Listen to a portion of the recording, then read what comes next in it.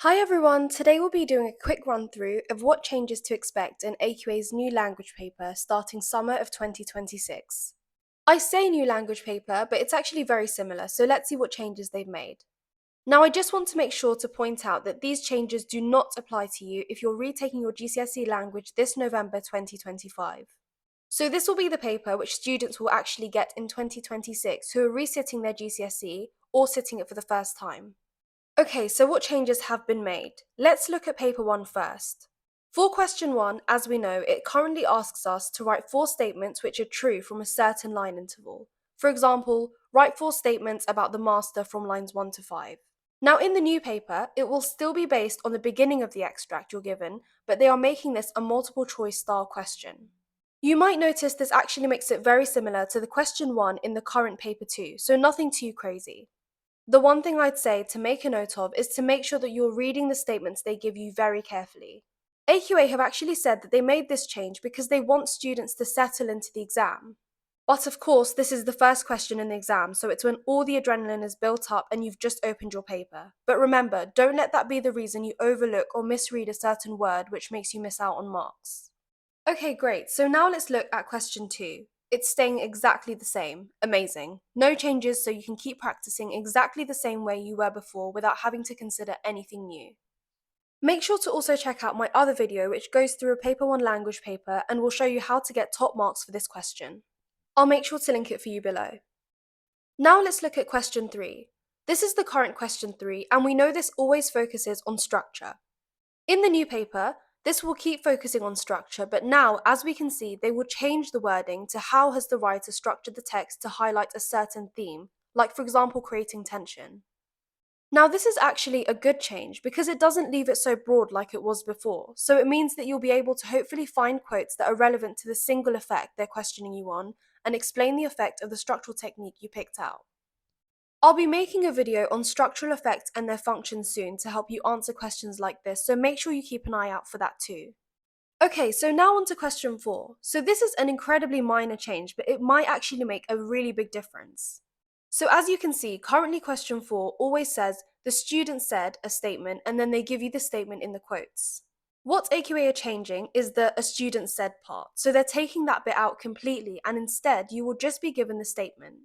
Now, like I said, a very small change, but the point of this is to take away any distraction to allow you just to focus on the statement itself. Another thing to add is they have changed the second bullet point from evaluate to comment on the methods. So this is just to clarify that your response should be in direct focus in relation to the statement you've been given, and of course, as per usual, supported by analysis of the different methods used by the writer in the extract. If you'd like me to do a full run through once AQA publish a full official sample paper, let me know in the comments and make sure you're subscribed to stay updated. So finally, this leaves us with paper 1 question 5. Now, as we know, this is a creative writing question, so they usually ask you to write a description inspired by some picture that they give you in the exam, or you have the option to write a story.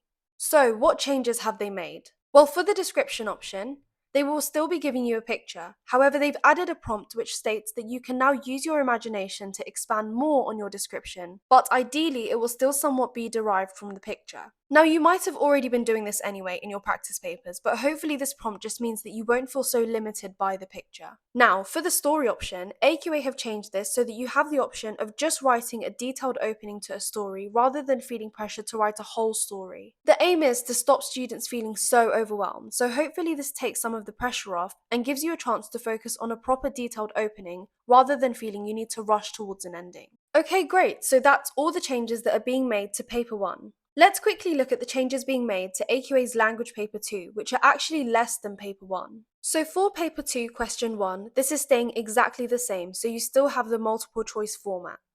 Now with question 2, this is a fairly bigger change. AQA currently ask us to summarize each text. However, in the new paper, they will ask you to infer about similarities or differences in both texts. The reason I say this is quite a big change, which should hopefully make it a bit easier to approach the question, is the word summarize. Now this always seems to cause some confusion for students, and they wonder how much they should be writing and whether they should be analysing or not. Therefore, discussing similarities and differences between text A and text B should hopefully, as AQA have said, allow all students to demonstrate their ability to select, infer meaning, and synthesize information. Okay, so now on to paper 2's question 3, which will remain exactly the same, so they'll still ask you about how the writer uses language within a certain line interval. A change we see in question 4 will not actually be in the main question, so they will still ask us how the writers convey their feelings and perspectives. However, they have changed the wording of one of the bullet points about the methods the writer uses, which they usually use as a prompt for students. AQA mainly wanted to reword this just for clarity. Just as a top tip, make sure you're always using these bullet points as a guide for what you're writing. It's a great help if you're sitting in the exam and wondering where to start with this question. And now for the last question in paper 2, question 5.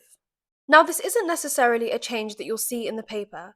However, they are making a point to examiners in the mark scheme about the way in which they're marking your question 5 response. AQA haven't explicitly stated what changes are to be made to the mark scheme, but have highlighted that it will help examiners mark more accurately. Since it's creative writing, this does make sense as it's usually quite subjective to an extent, but this hopefully helps ensure that you are awarded the marks you deserve and nothing is missed. Okay, so just to summarize, the overall paper structure will still be staying the same, with each paper still being an hour and 45 minutes, and still the same number of questions. We also have the same number of marks being awarded for each question, which of course means that the total amount of marks is staying the same for each paper. AQA are also still marking against the same objectives, and for more details on what each of these mean, if you'd like to remind yourself, I'll leave a quick link below where the exam board have actually broken these down and explained what they mean. That link will also summarize these changes too, so definitely worth taking a look. And finally, last thing that's staying the same is of course that both papers will still use unseen texts. Okay, that's all for this video. Hope it was helpful in prepping you for those changes that AQA have made. Thanks so much for watching. Don't forget to like and subscribe, and I'll see you in my next video.